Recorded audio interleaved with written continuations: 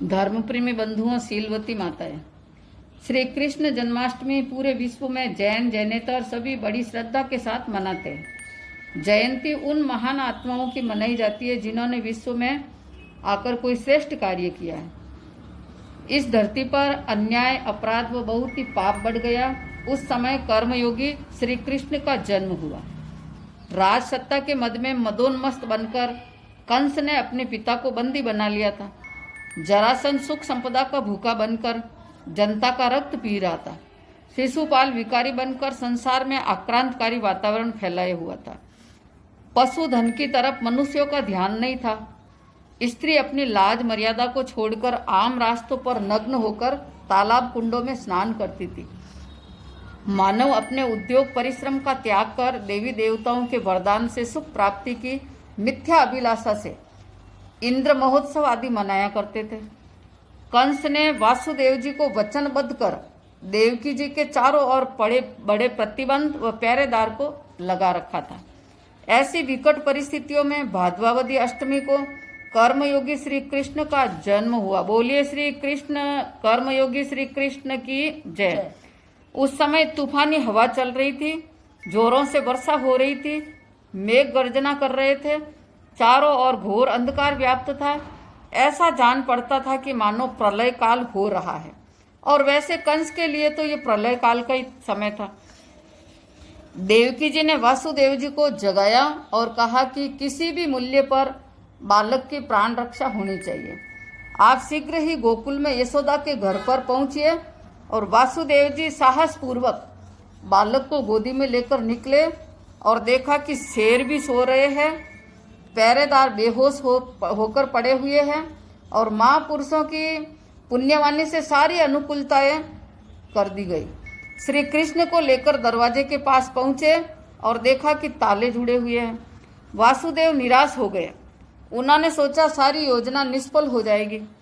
दरवाजे के पास पहुंचे, श्री कृष्ण का अंगुष्ठ लगते ही द्वार के ताले टूट गए।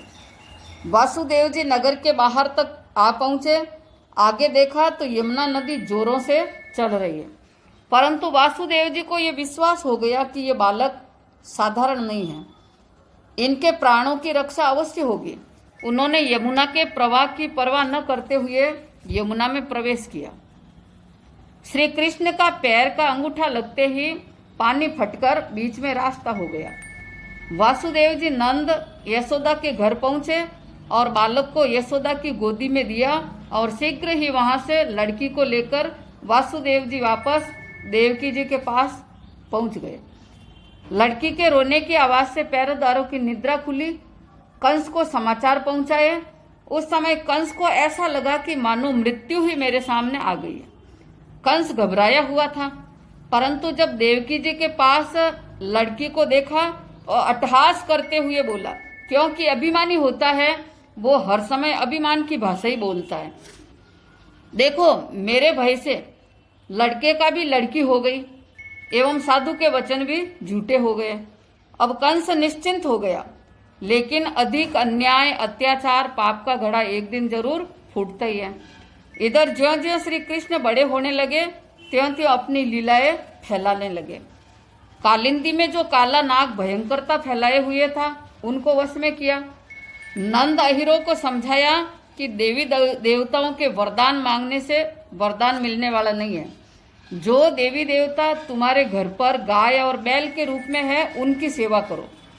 गाय माता के समान बनकर तुम्हें दूध देगी, जिससे तुम्हारे शरीर का पोषण होगा। बैलों द्वारा खेती वगैरह करो, जिससे खाद्य सामग्री की स्थिति सुदृढ़ बन जाएगी।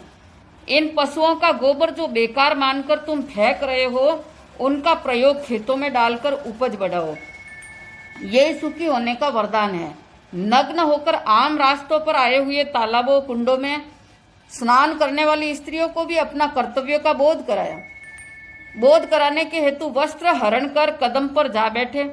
फिर उन स्त्रियों को कुंडों में स्नान करने वाली स्त्रियों को प्रतिज्ञा करवाई कि आइंदा से ऐसी मर्यादाहीन कुत्सित कार्य कभी नहीं करे। इस प्रकार कंस का मान मर्दन कर जरासंध की शान को ठिकाने लगाते हुए शिशुपाल को परास्त किया। सत्कार्यों से ओत प्रोत हुई श्री कृष्ण की जीवनी तो बहुत ही बड़ी है। उनका कर्मयोग अनूठा है। शिशुपाल रूपी विकार, कंस रूपी नराधमता, जरासंध रूपी सत्ता और संपत्ति की लोलुपता आदि भयंकर विद्रोह अपने हृदय में घर कर बैठे हुए हैं। उनको भगाने के लिए श्री कृष्ण ने कर्मयोग को और महावीर ने अहिंसा, अपरिग्रह, अनेकांतवाद को अपने जीवन में स्थान देना बताया। और जब तक वो स्थान अपने हृदय में नहीं होगा तब तक यह कृष्ण जन्माष्टमी मनाना हमारे लिए कोई सार्थक नहीं हो सकती है। इसलिए अपने मन में जो बुरे विचार है, कसाया रूपी अग्नि जल रही है, ऐसे जरासन कृष्ण रूपी कई अराजकता हमारे हृदय में भरी हुई है, उन कचरे को निकालने की आवश्यकता है। तभी आज का दिन हमारे लिए श्रेष्ठ और कृष्ण जन्माष्टमी मनाना सार्थक हो सकता है। इन्हीं भावों के साथ